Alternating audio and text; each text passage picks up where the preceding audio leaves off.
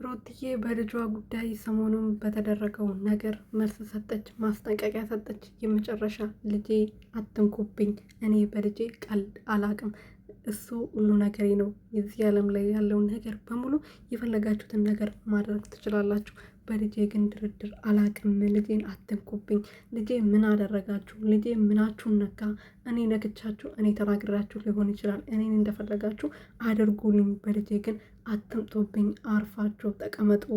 እኔ ሩቲ ነኝ። በልጄ የመጣብኝን ማንንም አልምርም ብላለች። እንግዲህ ሰላም ሰላም ቤተሰብ እንዴት ናችሁ? ደህና ናችሁ ወይ? ሁሉ ሰላም? እኔ ያለው እግዚአብሔር ይመስገን። በያላችሁበት ሰላማችሁ በዚህ ትረፍረፍ ይበልልኝ።